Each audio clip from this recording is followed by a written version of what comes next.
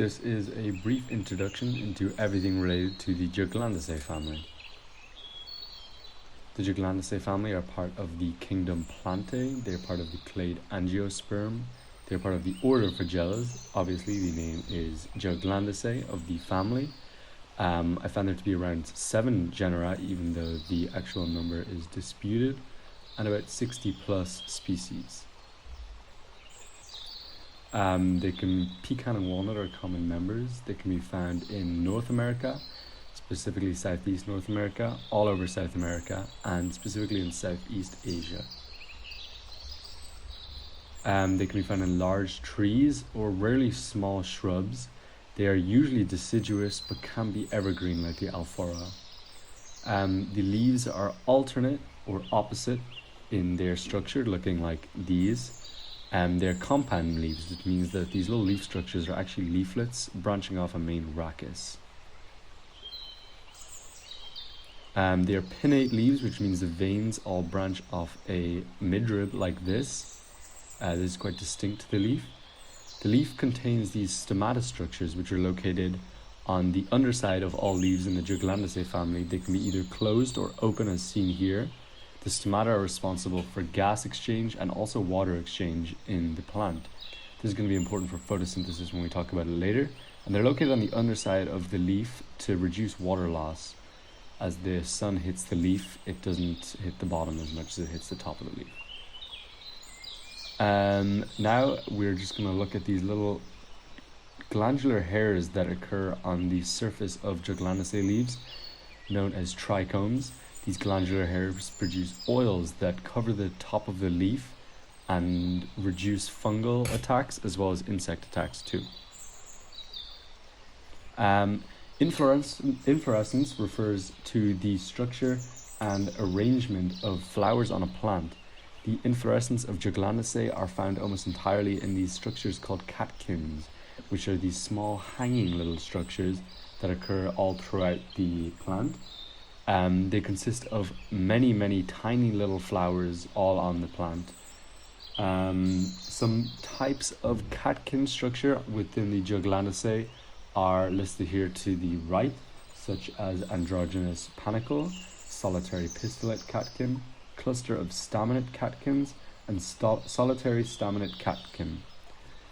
The staminate catkins, staminate refers to the male part of the plant, which means that only male flowers are found on this catkin, and the pistillate catkin refers to the only female parts on the catkin. So as mentioned, the plants are monoecious, which means that they have both male and female flowers on the same plant, but it also means that there are distinct male and female flowers, which means that on different catkins there are either male flowers or female flowers. Here is an example of a male flower. You see these anther structures which contain pollen in the top, and in turn sperm, which fertilizes the female flower. They're wind pollinated, and they usually contain 2 bracteoles and 4 sepals. Notice the absence of petals on the most flowers in Juglandaceae. This is a female flower. You see the carpal structure that refers to the ovary. The ovary here, which contains the ovule inside and the egg. As mentioned, the catkins and flowers on the Juglandaceae are wind pollinated. So the sperm is carried by wind to the ovary, where it lands on top and makes its way down.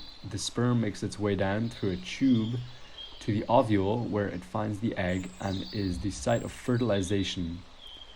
So the egg is fertilized and forms a zygote, which then in turn turns into a seed. As Juglandaceae are part of the family Angiosperm, they form seeds. The seed in Juglandaceae forms into usually these cotyledon structures. There's no endosperm in the seed of Juglandaceae, which means that they don't have that liquidy structure that a lot of seeds have, like coconuts, for example, that use that liquid for nutrients. So instead, their cotyledons are fleshy and then provide the nutrients for the plant. The fleshy cotyledons give rise to common nuts and fruits, which we know as pecans and walnuts. The 2 cotyledons seen here means that the plant is a dicot. Dicot, it refers to dicotyledonous, which means that it has two cotyledons, and actually has quite a large effect on the structure of the plant. A dicot plant means that its vein structure is not parallel and usually branches off, and also it means that the plant can grow wood or secondary growth, which we'll talk about later.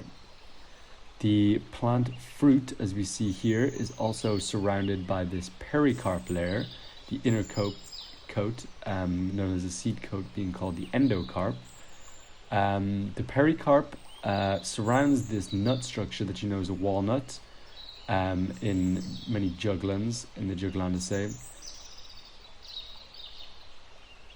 Next, we're just going to look at the fact that the flowers in Juglandaceae are uniocular, which is quite important because it means that they have one ovary and hence can form one seed and then one fruit.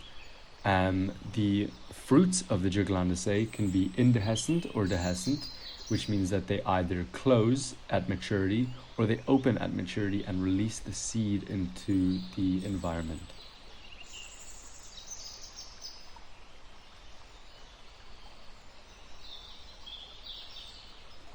Another example, as opposed to the common walnuts, is this pterocarya that is also a fruit structure. These top two little bulb parts here are the fruit structure, and inside would be the cotyledons. Now, an important part of the plant is the wood, which starts in the stem. Now, this is a little transverse section of the stem where you see these little bundles scattered around in a circle, which is distinct to the dicot plant stems. And they are bundles of vascular tissue which transport water and minerals and nutrients up throughout the plant stem and to important parts such as the leaves. This red little line that I've drawn through the vascular bundles is known as the vascular cambium, and this is going to be the site of secondary growth. Secondary growth that we're going to be talking about, and is as the result of undifferentiated cells. So this is just a ring of undifferentiated cells that will eventually form the wood. Secondary growth is specific to dicots, as mentioned before, which the Juglandaceae family are all of. Now, as the stem branches out more and the vascular bundle grows, or the vascular cambium grows, might I say, this is another diagram of what you'd know as a trunk, but still the stem. The red line circle indicates the vascular cambium again, and as you can see, most of the growth has taken place on the inner side of the vascular cambium, which is a group of water transporting cells known as the xylem.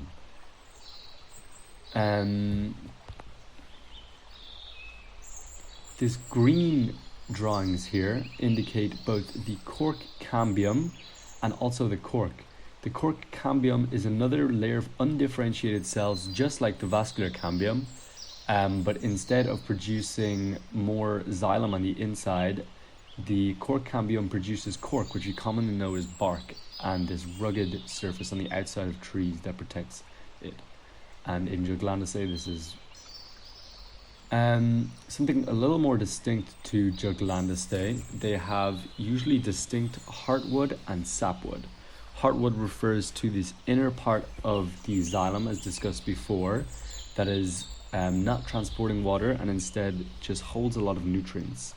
In juglans, it holds so much nutrients that it's purple in color. It's very rich. And also this outer part, which is usually lighter in color, called the sapwood, which still transports water up throughout the plant. You may be familiar with these annual rings, which are indications of the growth of the xylem from the vascular cambium throughout the years.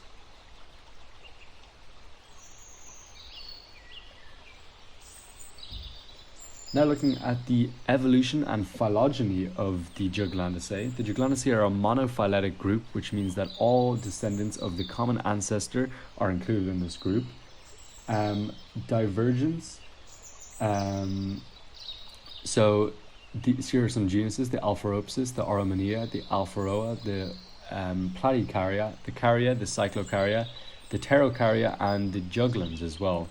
Notice that there are 8 genuses labeled here, where I before mentioned that there was 7. That is because the Cyclocarya is not considered to be a genus belonging to the Juglandaceae family by Manning.